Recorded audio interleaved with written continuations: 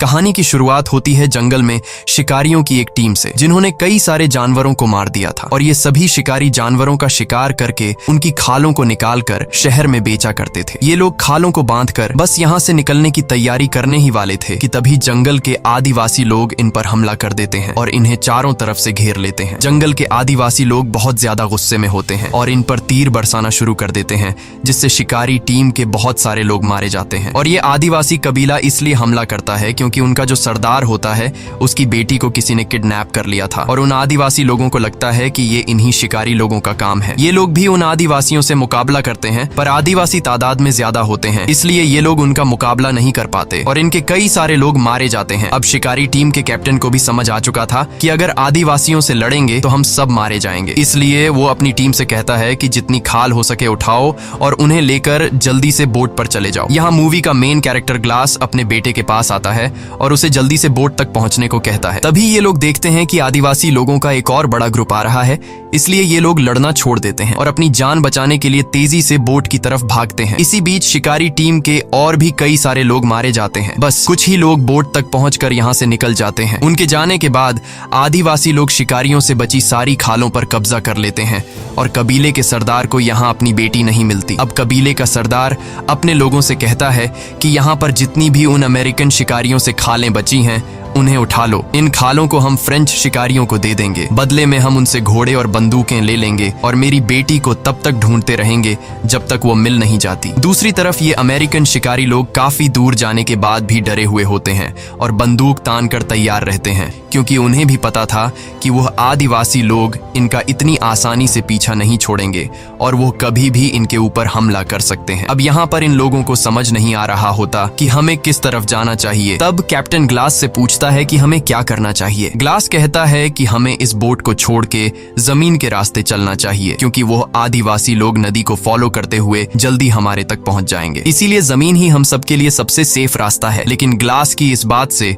इनके ग्रुप का एक आदमी जिसका नाम गैराल्ड है, उसे ग्लास का ये फैसला ठीक नहीं लगता। वो कहता है कि अगर हम जमीन से जाएंगे तो वो लोग हमें जल्दी मार देंगे, क्योंकि जमीन का रास्ता बहुत लंबा है और हमें घर पहुंचने में कई हफ्ते लग जाएंगे। लेकिन टीम का कैप्टन गैराल्ड से कहता है कि ग्लास इस जगह को हमसे बेहतर जानता है, इसलिए हमें उसकी बात मान लेनी चाहिए और ये लोग तय करते हैं कि अब हम जमीन के रास्ते जाएंगे। अब यहाँ गैराल्ड भी कैप्टन की बात मान लेता है, लेकिन कुछ लोगों को ग्लास का जमीन से जाने का फैसला ठीक नहीं लगता, इसलिए वो लोग बोट के जरिए नदी से होते हुए घर पहुंचने का फैसला करते हैं। इसके बाद जो जमीन के रास्ते से जाने वाले थे वो बोट से उतर जाते हैं और बोट में बैठे कुछ लोग नदी के रास्ते से आगे बढ़ते हैं। यहाँ कैप्टन सभी से कहता है कि हमें सारी खालें यहीं पर छोड़नी चाहिए ताकि रास्ते में हमें किसी भी परेशानी का सामना न हो। कैप्टन की बात सभी को ठीक लगती है, जिसके बाद ये लोग सारी की सारी खालें पत्थरों के नीचे छिपा देते हैं ताकि अगर फ्यूचर में ये लोग फिर कभी इस जगह पर आए तो इनकी खालें उन्हें मिल जाएं। और अब ये सारे के सारे जंगल के रास्ते चलना शुरू कर देते हैं। पर अब उनके लिए मुश्किलें बढ़ने वाली थी, क्योंकि जल्द ही सर्दी का मौसम आने वाला था और उन्हें कई हफ्तों तक पैदल चलकर अपने घर पहुंचना था। लेकिन इसके अलावा उनके पास कोई दूसरा रास्ता नहीं था, इसलिए ये सभी लोग ठंड से मुकाबला करने के लिए तैयार थे। जंगल के रास्ते से पैदल चलते हुए शाम हो जाती है और अब ये लोग एक जगह पर रुककर रात यहीं पर गुजारने का फैसला करते हैं। कुछ देर बाद रात हो जाती है और ये सभी जंगल में सो जाते हैं। अगली सुबह हम देखते हैं कि जो लोग ग्लास के जमीन के रास्ते से पैदल चलने का फैसला गलत समझ रहे थे, अब उन लोगों को अपनी गलती का पछतावा होता है। वो आदिवासी लोग आकर उन्हें मार देते हैं और आदिवासी लोग समझ जाते हैं कि कुछ लोग जंगल के रास्ते से पैदल निकल गए, इसलिए ये लोग पूरे जंगल में फैल जाते हैं उन बचे हुए अमेरिकन शिकारियों को ढूंढने। एक आदिवासी को जमीन पर चलने वाले अमेरिकन शिकारियों के पैरों के निशान भी मिल जाते हैं। वह आकर अपने कबीले के सरदार को बताता है। कबीले के सरदार को लगता है कि मेरी बेटी उन्हीं के पास है और अब ये आदिवासी लोग पैरों के निशान को फॉलो करते हुए उनके पीछे जाते हैं। इधर ये लोग लगातार कई घंटों से पैदल जंगल के रास्ते से आगे बढ़ते हैं और ये लोग काफी ज्यादा थक जाते हैं, इसलिए ये लोग कुछ देर आराम करने के लिए यहीं पर डेरा जमा देते हैं और सभी आराम करने लगते हैं। सभी लोगों को भूख लगी हुई थी पर खाने के लिए कुछ भी नहीं था, इसलिए ग्लास शिकार ढूंढने जंगल में अकेला निकल पड़ता है। कुछ दूर आने के बाद उसे महसूस महसूस होता है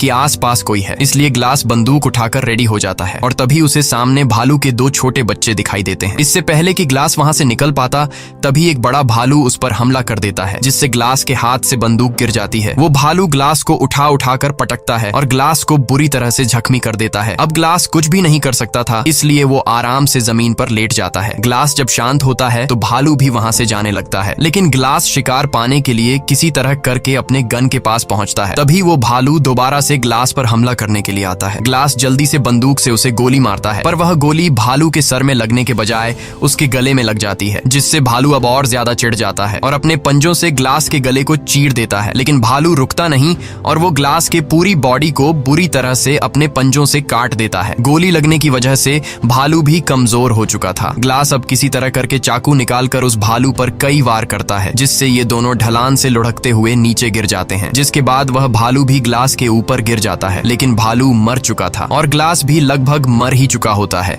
क्योंकि भालू ने उसका गला पूरी तरह से फाड़ दिया था और इसकी पूरी बॉडी पर गहरे जख्म थे। ग्लास बहुत ही ज्यादा तकलीफ में था। ग्लास ने जब भालू पर गोली चलाई थी तब गोली की आवाज उसके साथियों ने सुन ली थी, इसलिए ग्लास के साथी उसे ढूंढते हुए वहां पर पहुंच जाते हैं और वो देखते हैं कि ग्लास के ऊपर भालू गिरा हुआ है। वो बड़ी मुश्किल से भालू को उसके ऊपर से हटाते हैं और ग्लास को अपने साथ ले जाते हैं। अब उनमें से एक आदमी ग्लास के घावों को सीना शुरू करता है। दर्द के मारे ग्लास का बुरा हाल हो गया था। उसका गला बुरी तरह से कट चुका है और उसके पूरे बॉडी पर काफी गहरे जख्म हैं। ग्लास के जख्मों को देखते हुए ये लोग समझते हैं कि ग्लास अब जिंदा नहीं रह पाएगा और कुछ ही घंटों में उसकी मौत हो जाएगी। दूसरी तरफ आदिवासी कबीले का सरदार अमेरिकन शिकारियों से जो खालें बची हुई थीं, वो इन खालों को फ्रेंच शिकारियों को दे देता है, जिसके बदले वो उनसे बंदूकें और घोड़े ले लेता है, जिसका मतलब इन अमेरिकन शिकारियों यानी ग्लास और उसके साथियों के लिए मुश्किलें बढ़ने वाली थीं, क्योंकि इससे पहले ये आदिवासी तीर कमान से हमला किया करते थे, लेकिन अब आदिवासियों के पास घोड़े और बंदूकें भी आ गई थीं। अब ग्लास बुरी तरह से जख्मी होने की वजह से चल नहीं सकता था, इसलिए ये लोग ग्लास के लिए लकड़ी का एक स्ट्रेचर बनाते हैं। वो ग्लास को उसके ऊपर रखते हैं और आगे बढ़ना शुरू करते हैं। इस तरह से ये लोग बारी बारी से ग्लास को उठाते हैं। ये लोग ग्लास को काफी दूर तक ले आते हैं, पर आगे का रास्ता बहुत ही मुश्किल था, क्योंकि आगे एक ऊंचा पहाड़ था जहां से इन लोगों को गुजरना था। ये पहाड़ी रास्ता इतना खराब था कि वहां से अकेला आदमी भी ठीक से नहीं चढ़ पाता था, इसलिए ग्लास को यहाँ से चढ़ाना नामुमकिन था। ये लोग फिर भी कोशिश करते हैं, पर ये लोग ग्लास को नहीं चढ़ा पाते। तभी उनका जो कैप्टन होता है वो अपने एक आदमी को बोलता है कि ग्लास के मुंह पर कपड़ा रखो। दरअसल वो ग्लास को गोली मारने वाला होता है, क्योंकि उसको लगता है कि ग्लास तकलीफ से गुजर रहा है और वैसे भी ग्लास अब बच नहीं सकता। ग्लास दर्द से तड़प रहा होता है और उसको यहाँ से घर ले जाना लगभग नामुमकिन है। कैप्टन ग्लास को मारने ही वाला होता है कि तभी ग्लास का बेटा सामने आकर बोलता है कि ऐसा मत करो। कैप्टन को उस पर तरस आ जाता है और वो ग्लास को गोली नहीं मार पाता, क्योंकि ग्लास की वजह से ये सभी जिंदा बचे होते हैं। कैप्टन वहाँ पर मौजूद सभी लोगों से कहता है कि जो भी 2 लोग ग्लास के मरने तक उसके पास रुकेंगे उसे गाँव वापस आते ही $70 दिए जाएंगे। कैप्टन कहता है कि ग्लास ने हम सबकी मदद की है और कैप्टन चाहता था कि ग्लास को नेचुरल डेथ मिले और जब ग्लास मर जाए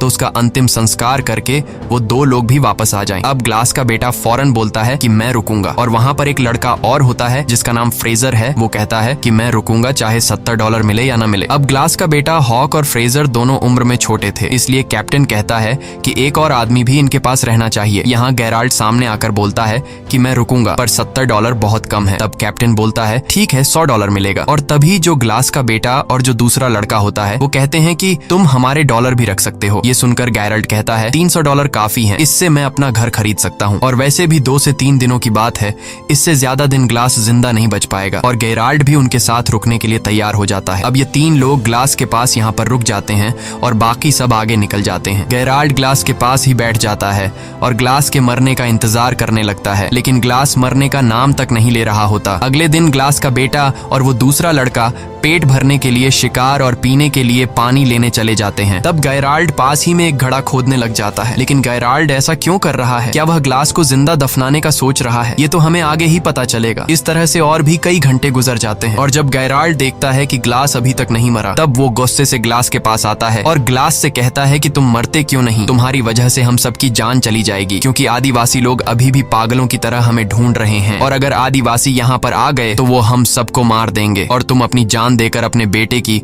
और हम सबकी जान बचा सकते हो। अब गेराल्ड ग्लास से कहता है कि अगर तुमने अपनी पल के नीचे झपका ली तो मैं समझ जाऊंगा कि तुम मरने के लिए तैयार हो। ग्लास बेचारा काफी देर तक कोशिश करता है कि उसकी पलकें न झपके, लेकिन तब गेराल्ड उसे कहता है कि मुझे लगता है कि तुम अपने बेटे को भी नहीं बचाना चाहते। ग्लास गेराल्ड की बात सुनकर अपने बेटे को बचाने के लिए अपनी पलकें नीचे झपका देता है। ये देखकर गेराल्ड ने उसके मुंह में कपड़ा घुसाकर उसकी सांस रोक दी और ग्लास अब तड़प कर मर रहा होता है। तभी ग्लास का बेटा आकर गेराल्ड को बंदूक से पीछे धकेल देता है। ग्लास का बेटा गेराल्ड पर बंदूक तान देता है और उसे मारने की धमकी देता है। गेराल्ड उसे समझाने की कोशिश करता है कि मैं ऐसा क्यों कर रहा था, लेकिन ग्लास का बेटा उसकी कोई बात नहीं सुनता और चिल्लाने लग जाता है, जिसके बाद गेराल्ड ग्लास के सामने ही उसके बेटे को पेट में चाकू मारकर मार डालता है। ग्लास का गला पूरी तरह से कटा होता है, इसलिए वो चिल्ला भी नहीं पाता। वो सिर्फ अपने बेटे को मरता हुआ देखता है और गेराल्ड उसके बेटे को उठाकर दूर एक जगह में छिपा देता है ताकि जब वह तीसरा लड़का वहां पर आए तो वह इसे न देख पाए। कुछ देर बाद जब वह लड़का वहां पर आता है, वो गेराल्ड से पूछता है कि हॉक कहाँ है। तब गेराल्ड उसे बताता है कि वो आसपास ही होगा, थोड़ी देर में आ जाएगा। ग्लास बेचारा उस लड़के जिसका नाम ब्रीजर है उसे बताने की कोशिश करता है कि गेराल्ड ने मेरे बेटे को मारा है, पर वह बता नहीं पाता क्योंकि उसके मुंह से आवाज नहीं निकल सकती। अब रात होती है, गेराल्ड और ब्रीजर सो जाते हैं। अगली सुबह गेराल्ड ब्रीजर को जगाकर उससे झूठ बोलता है कि मैंने यहाँ से कुछ ही दूरी पर 20 आदिवासी कबीले के लोगों को हमारी तरफ तेजी से आते हुए देखा। अगर वो यहाँ तक पहुंचे तो हमारे टुकड़े टुकड़े कर देंगे। ये सुनकर ब्रीजर डर जाता है और बोलता है कि अगर हम चले गए तो ग्लास और उसके बेटे हॉक का क्या होगा, जिस पर गेराल्ड कहता है कि अगर हॉक जिंदा होगा तो हमें ढूंढ लेगा। फिर वो लड़का कहता है कि ग्लास अभी जिंदा है और हमने कैप्टन से वादा किया था कि ग्लास के मरने के बाद हम उसका अंतिम संस्कार पूरे रीति रिवाज से करके यहाँ से निकलेंगे। ये सुनने के बाद गेराल्ड ग्लास को पैरों से पकड़कर बहुत बुरी तरह से खींचता है। ग्लास के पूरे शरीर में घाव होते हैं और वो दर्द से चिल्ला रहा होता है। अब गेराल्ड ने एक दिन पहले जो कब्र खोदी थी उसमें ग्लास को जिंदा डाल देता है और ऊपर से मिट्टी डालना शुरू कर देता है। तब वो लड़का कहता है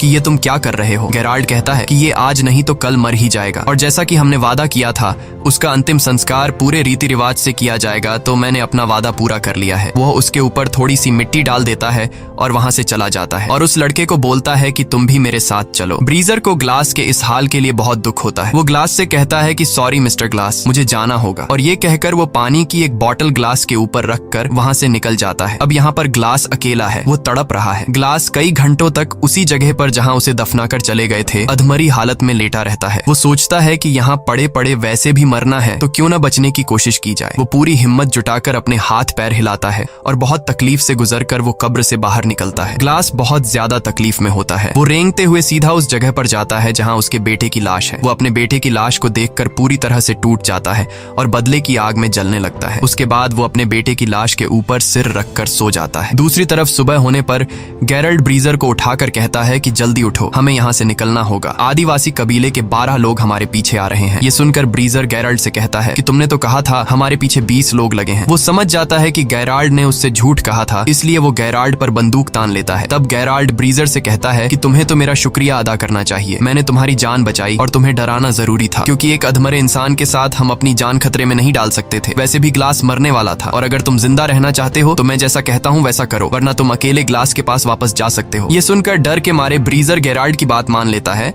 और उसके साथ आगे बढ़ने लगता है। दूसरी तरफ ग्लास उसी जगह पर होता है और अब ग्लास को भूख लगती है। वो रेंगता हुआ एक जगह पर जाता है जहाँ किसी जानवर का स्कल पड़ा होता है। वो उसमें से एक हड्डी तोड़ता है और जो सूखा हुआ मांस होता है उसे खाता है। फिर वो रेंगता हुआ एक पहाड़ी के छोर तक जाता है जहां वो देखता है कि नीचे एक नदी है। ग्लास को अब प्यास भी लगी थी। वो बड़ी मुश्किल से उसी तरह रेंगता हुआ उस नदी के किनारे पहुंच जाता है और पानी पीने लगता है। लेकिन जब वो पानी पीता है तो पानी उसकी गर्दन से बाहर निकल जाता है क्योंकि उसकी गर्दन कटी हुई थी। अब ग्लास को सबसे पहले अपने घावों का इलाज करना था। उसके पास थोड़ा बारूद बचा होता है। वो सूखी घास इकट्ठा कर आग जला लेता है और थोड़ा सा बारूद अपनी गर्दन के उस हिस्से पर डालता है जहां गला कटा हुआ था। फिर वो एक जली हुई लकड़ी को अपनी गर्दन में लगाता है जिससे बारूद जलकर एक चिंगारी पैदा होती है और उस चिंगारी से उसकी गर्दन जल जाती है। वो ऐसा इसलिए करता है ताकि जलने से जो उसका घाव फटा हुआ है वो चिपक जाए। इस दौरान ग्लास को बहुत दर्द होता है और दर्द के मारे वो बेहोश हो जाता है। उसके बाद ग्लास कई दिनों तक उसी नदी के किनारे रहता है। वो पानी पीकर और मरे हुए जानवरों का मांस खाकर अपने आप को जिंदा रखता है। एक दिन वो आदिवासी कबीले वाले लोग उसी नदी के किनारे आ जाते हैं और इससे पहले कि वो ग्लास को देख पाते, ग्लास जल्दी से नदी में कूद जाता है। वो नदी में तैरता हुआ उन आदिवासी लोगों से काफी दूर चला जाता है। नदी के इस बर्फीले ठंडे पानी में रहने के बाद ग्लास का ठंड से बुरा हाल हो गया था। वो बहुत मुश्किल से आग जलाकर अपनी बॉडी को गर्म करता है और अब यहीं पर रहने का फैसला करता है। इस तरह से ग्लास को यहाँ पर रहते हुए काफी दिन गुजर जाते हैं। अब उसके जख्म भी ठीक हो चुके थे और ग्लास थोड़ा बहुत चलने लगा था। नदी के किनारे होने की वजह से उसे पानी की तो कोई कमी नहीं थी, लेकिन पेट भरकर खाना उसे बहुत मुश्किल से मिलता था। वो वहां नदी से मछली पकड़कर उसे कच्चा खाकर गुजारा किया करता था और अपने आप को जिंदा रखता। अब एक रात को जब वो सो रहा होता है तभी उसको आग की कुछ लपटें दिखाई देती हैं और जब वो उस तरफ जाता है तो वहां पर एक आदमी होता है जिसने बहुत बड़ा शिकार किया था और वो उसे खा रहा होता है। ग्लास उसके पास जाता है और जैसे ही वो ग्लास को देखता है वो अपना तीर और कमान उस पर तान देता है। ग्लास इशारों से बताता है कि मैं तुम्हारे लिए कोई खतरा नहीं हूँ, मुझे बस खाना चाहिए। वो आदमी समझ जाता है और ग्लास को खाने के लिए शिकार का एक टुकड़ा देता है और दोनों पूरी रात वहीं सो जाते हैं। सुबह उठकर वो आदमी जब ग्लास के जख्मों को देखता है तो वो ग्लास से पूछता है कि ये तुम्हें क्या हुआ है। तब ग्लास उसे बताता है कि मैं अपनी टीम के साथ शिकार पर था और मेरी ये हालत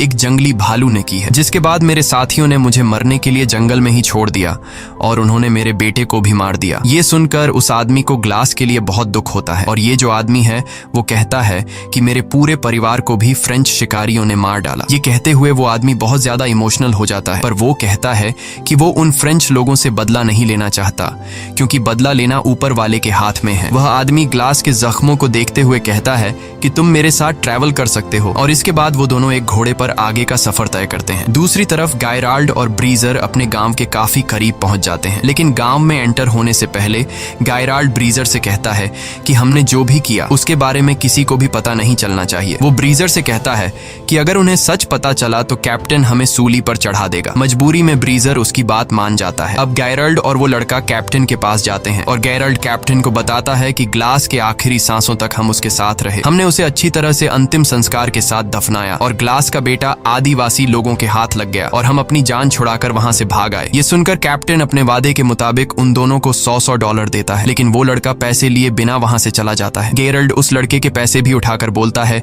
कि सफर में जो कुछ भी हुआ उससे ये लड़का सदमे में है, इसीलिए वो ऐसा कर रहा है और गैरल्ड भी वहां से बाहर निकल जाता है। दूसरी तरफ ग्लास बर्फ में उस आदमी के साथ आगे का सफर तय कर रहा होता है और तभी बर्फ का तूफान शुरू हो जाता है। ग्लास बीमार था और उसके जख्म सड़ रहे थे और इस वजह से वो बेहोश हो जाता है। इसके बाद वो आदमी ग्लास के लिए लकड़ी का एक छोटा सा झोपड़ा बनाता है और ग्लास के सारे कपड़े उतार कर उसे उसके अंदर रख देता है और उसे चारों तरफ से ढककर सामने आग जलाता है ताकि उसको गर्मी मिल सके। इस तरह से रात गुजर जाती है और अगली सुबह जब ग्लास उठता है तो वो चारों तरफ देखता है पर वो आदमी कहीं भी नहीं होता और जब वो थोड़ा आगे जाता है तो देखता है कि किसी ने उस आदमी को फांसी लगाकर पेड़ से लटका दिया है और वहीं कुछ दूरी पर ग्लास फ्रेंच शिकारियों को देखता है। ग्लास समझ जाता है कि इन्हीं लोगों ने उस आदमी को फांसी पर लटकाया है। अब ग्लास उनके घोड़ों तक पहुंचता है और वहां ग्लास देखता है कि एक फ्रेंच शिकारी एक लड़की के साथ रेप कर रहा है और ये लड़की कोई और नहीं बल्कि आदिवासी कबीले के सरदार की बेटी थी। असल में ये वही फ्रेंच शिकारी थे जिनसे आदिवासी कबीले के सरदार ने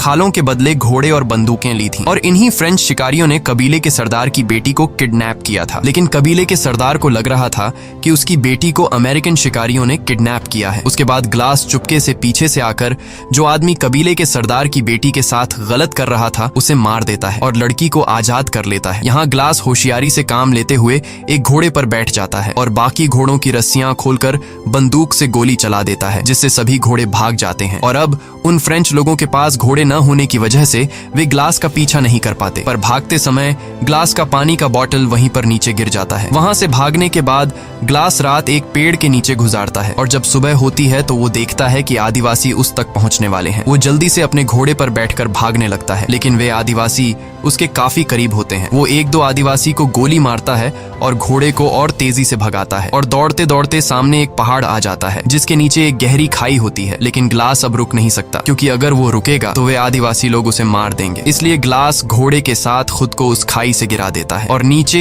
एक पेड़ से टकराता हुआ सीधा बर्फ में गिरता है। घोड़ा डायरेक्ट नीचे छोटे चट्टानों पर गिरने से मर जाता है, लेकिन ग्लास अभी भी जिंदा है क्योंकि वो पेड़ से टकराते हुए बर्फ की मोटी परत पर गिरता है, पर उसकी हालत अब काफी ज्यादा खराब होती है। तभी वहां तेज तूफान आता है है और ठंड बहुत ज्यादा बढ़ जाती है। अब अगर ग्लास ने अपने लिए कोई गर्म जगह नहीं ढूंढी तो वो ठंड में जमकर मर जाएगा। अब ग्लास ठंड से बचने के लिए घोड़े के पेट को काटता है और उसके अंदर से सभी पार्ट्स बाहर निकालता है और रात को वहीं सो जाता है, क्योंकि वो जानता है कि अगर वह बाहर रहा तो ठंड से मर जाएगा। वो किसी तरह पूरी रात उस घोड़े के पेट के अंदर गुजारता है। सुबह जब वो उठता है तो वो देखता है कि मौसम अब नॉर्मल हो चुका है और एक बार फिर से वो अपना सफर जारी रखता है। वहीं दूसरी तरफ हम देखते हैं कि जहां पर ग्लास को पहुंचना है वहां एक फ्रेंच शिकारी आता है और वह अमेरिकन शिकारियों से मदद मांगता है। ये लोग उसे अंदर ले आते हैं। कैप्टन उससे पूछता है कि आखिर तुम्हारे साथ क्या हुआ? तो वह आदमी बताता है कि एक आदमी आया था जिसने हमारे कैप्टन को मार दिया और फिर उसने हमारे सभी घोड़ों को आजाद कर दिया। असल में यह आदमी ग्लास की बात कर रहा था और जो आदमी कबीले के सरदार की बेटी के साथ गलत कर रहा था वह असल में उन फ्रेंच शिकारियों का कैप्टन था। वह आदमी बताता है कि घोड़ों के आजाद होने के बाद हमारी पूरी टीम बिखर गई। सर्दी के चलते हमारे कुछ लोग मर गए और कुछ को तो बेड़ियों ने मार दिया। सबूत के तौर पर यह आदमी इन लोगों को अपने साथियों का कुछ सामान दिखाता है और वह एक पानी की बोतल को दिखाते हुए कहता है कि जिस आदमी ने हमारे कैप्टन को मारा उसे जाते हुए यह पानी की बोतल गिर गई थी और यह वही बोतल होती है जो ब्रीजर ने ग्लास को उस जगह छोड़ते हुए उसके ऊपर रख कर आ गया था। ब्रीजर कहता है कि यह तो ग्लास की बोतल है जो कि मैंने उसे दी थी। अब ये लोग उस आदमी से पूछते हैं कि ग्लास ने तुम्हारे कैप्टन को कहाँ मारा था और वह आदमी 30 मील दूर वह जगह उन्हें बता देता है। जिसके बाद कैप्टन ब्रेजर और कुछ लोग ग्लास को ढूंढने के लिए घोड़ों पर निकल पड़ते हैं और यहाँ गेराल्ड को समझ आ जाता है कि अब वो फंसने वाला है। कई घंटों के सफर के बाद रात हो जाती है और ये लोग उस जगह तक पहुंच जाते हैं जहां पर उस आदमी को बोतल मिली थी। कैप्टन सभी लोगों को चारों तरफ ग्लास को ढूंढने के लिए कहता है और तभी उन्हें दूर से एक आदमी दिखाई देता है। जब ये लोग उसके करीब जाते हैं तो वो कोई और नहीं बल्कि ग्लास होता है और ग्लास को देखकर कैप्टन एकदम शॉक हो जाता है, क्योंकि गेराल्ड ने तो उसे मरा हुआ बता दिया था। कैप्टन ग्लास के पास आकर उससे पूछता है कि तुम्हारे साथ क्या हुआ था। तब ग्लास उसे सारी सच्चाई बता देता है। जिसके बाद कैप्टन गेराल्ड को पकड़ने के लिए तेजी से वापस अपने गांव आता है और गेराल्ड को ढूंढता है, लेकिन गेराल्ड तिजोरी से सारा पैसा चुराकर भाग गया होता है। कैप्टन गुस्से में ब्रीजर को मारता है और अपने आदमियों से कहता है कि ब्रीजर को अरेस्ट कर लो, लेकिन ग्लास कैप्टन से कहता है कि इसमें ब्रीजर की कोई गलती नहीं थी। वहां जो कुछ भी हुआ ब्रीजर को उसके बारे में कुछ भी नहीं पता, इसलिए तुम उसे छोड़ दो। और अब कैप्टन यह तय करता है कि मैं गेराल्ड को पकड़ने के लिए जाऊंगा, क्योंकि उसने ग्लास के बेटे का मर्डर किया और उसने पैसा भी चोरी किया। तब ग्लास बोलता है कि मैं भी तुम्हारे साथ जाऊंगा, लेकिन कैप्टन कहता है नहीं, तुम्हें अभी आराम की जरूरत है, मैं अकेले उसे मारने जाऊंगा। ग्लास कहता है नहीं, मैं उसके लिए बहुत दूर से सफर तय करके आया हूँ और उसे सिर्फ मैं मारूंगा। जिसके बाद कैप्टन ग्लास की बात मान लेता है और ये दोनों घोड़ों पर गेराल्ड को मारने निकल पड़ते हैं। ये दोनों गेराल्ड के घोड़े के पैरों के निशानों को फॉलो कर रहे होते हैं और काफी दूर तक जाने के बाद ये दोनों अपना अपना रास्ता बदल लेते हैं। कैप्टन ग्लास से कहता है कि तुम दाएं रास्ते से जाओ और मैं बाएं वाले रास्ते से जाऊंगा। अब ये दोनों एक दूसरे से अलग हो जाते हैं और जब कैप्टन गेराल्ड को ढूंढ रहा होता है तो गेराल्ड एक बड़े से पत्थर के पीछे से निकलता है और कैप्टन को गन पॉइंट पर लेकर कहता है कि कैप्टन तुम यहाँ पर क्या कर रहे हो। कैप्टन उसे कहता है कि तुम्हारे ऊपर खून का इल्जाम है, इसलिए तुम मेरे साथ चलो, लेकिन गेराल्ड नहीं मानता। अब जैसे ही कैप्टन जेब से बंदूक निकालकर उसे मारने ही वाला होता है तभी गेराल्ड कैप्टन को शूट कर लेता है, जिससे कैप्टन की मौत हो जाती है। गोली की आवाज सुनकर ग्लास उस तरफ आता है और ग्लास देखता है कि वहां पर कैप्टन की लाश पड़ी हुई है और गेराल्ड भाग चुका है। अब ग्लास समझदारी से काम लेते हुए लकड़ी की एक बड़ी टहनी तोड़ता है और उसे कैप्टन की पीठ पर लगा देता है ताकि उसकी पीठ सीधी हो जाए। जिसके बाद वह कैप्टन को घोड़े पर बिठा देता है और खुद पीछे वाले घोड़े पर लाश की तरह लेट जाता है ताकि गेराल्ड को ये लगे कि आगे ग्लास है और पीछे जो लेटा हुआ है वो कैप्टन की डेड बॉडी है। और होता भी ऐसा ही है। इन घोड़ों को देखकर गेराल्ड को लगता है कि आगे जो है वो ग्लास है और पीछे जो लेटा हुआ है वो कैप्टन की लाश है। जिसके बाद वह आगे वाले आदमी पर गोली चला देता है और गोली लगते ही वह गिर जाता है। गेराल्ड खुश हो जाता है और उसे लगता है कि ग्लास भी अब मर चुका है। वह धीरे धीरे डेड बॉडी की तरफ आता है। जब वह डेड बॉडी तक पहुंचता है और बॉडी को पलटता है तो उसे पता चलता है कि ये ग्लास नहीं बल्कि कैप्टन है। अब इससे पहले कि गेराल्ड कुछ कर पाता तभी ग्लास पीछे वाले घोड़े से उठकर गेराल्ड पर गोली चलाता है। ये गोली गेराल्ड के कंधे में लगती है और वह वहां से भागने लगता है। तब ग्लास भी उसका पीछा करता है और पीछा करते करते वह एक नदी के किनारे पहुंच जाता है। जहां पर इन दोनों के बीच एक बड़ी फाइट होती है। ये दोनों ही एक दूसरे को बुरी तरह से घायल कर देते हैं और तभी हम देखते हैं कि नदी के उस पार वो आदिवासी कबीले वाले आ जाते हैं जो इन लोगों को मारना चाहते हैं। और जब ग्लास गेरल्ड को मारने वाला होता है तभी उसे उस आदमी की याद आती है जिसने उसे खाने के लिए मांस दिया था और बाद में फ्रेंच लोगों ने उसे सूली पर चढ़ा दिया था। उसने एक बार ग्लास से कहा था कि जो इंसान किसी दूसरे इंसान के साथ बुरा करता है उससे बदला लेने के बजाय ऊपर वाले के सहारे पर छोड़ देना चाहिए। इसलिए ग्लास भी गेराल्ड को नदी में छोड़ देता है। नदी में बहते हुए गेराल्ड दूसरी तरफ पहुंच जाता है जहां वो आदिवासी उसे पकड़कर मार देते हैं और अब वे लोग नदी पार करके ग्लास की तरफ आते हैं, पर वे लोग ग्लास को कुछ नहीं कहते और ग्लास को वहां पर छोड़कर जाने लगते हैं। असल में कबीले के सरदार को उसकी बेटी मिल गई होती है और ये वही लड़की होती है जिसका रेप होते हुए एक बार ग्लास ने उसे फ्रेंच लोगों से बचाया था। ये लड़की अपने पिता को ग्लास के बारे में बताती है कि उसने मेरी जान बचाई थी और यही वजह होती है कि वे लोग ग्लास को वहां पर छोड़कर चले जाते हैं। इसी के साथ ये कहानी खत्म हो जाती है। अगर आपको वीडियो अच्छी लगी हो तो हमारे चैनल को सब्सक्राइब और वीडियो को लाइक जरूर कीजिएगा।